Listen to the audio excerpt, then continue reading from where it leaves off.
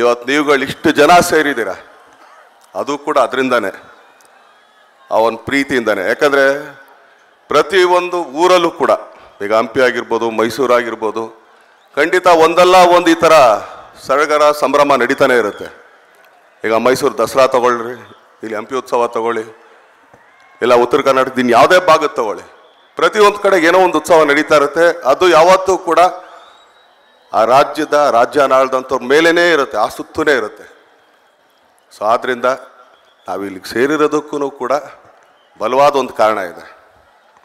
ಏನಕ್ಕೆ ಇದನ್ನು ಹೇಳ್ತಾ ಇದ್ದೀನಿ ಅಂತಂದರೆ, ಇವತ್ತಿಲ್ಲಿಗೆ ಬರೋದಕ್ಕೆ ಮೊದಲನೇ ಕಾರಣನೇ ನನ್ನ ಪ್ರೀತಿಯ ಅಣ್ಣನಕ್ಕಿಂತ ಹೆಚ್ಚಾಗಿ ಇನ್ನೇನೇ ಪದ ಹೇಳಿದ್ರು ತುಂಬ ಕಮ್ಮಿನೇ.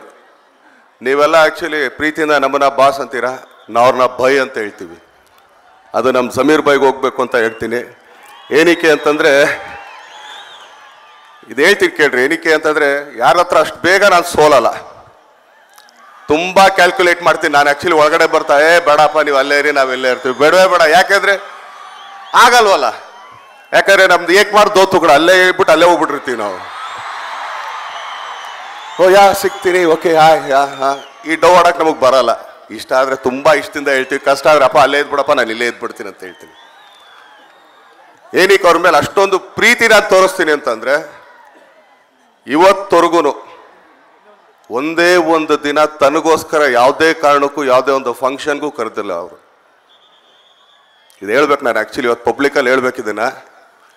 ಅವ್ರು ಏನೇ ಕರೆದಿದ್ರು ಕೂಡ ಅವ್ರಿಗೆ ತುಂಬ ಪ್ರೀತಿ ಆದವ್ರದ್ದು ಏನಾರು ಒಂದು ಫಂಕ್ಷನಿಗೆ. ಒಂದ್ಸಲಿ ರಾಮನಗರದಲ್ಲಿ ಯಾವುದೋ ಒಂದು ಆಂಜನೇಯನ ದೇವಸ್ಥಾನ ಓಪನಿಂಗ್, ಎಡಪಾಲಿಗೆ ಹೋಗೋಣ, ಓಕೆ ಬಾಯ್.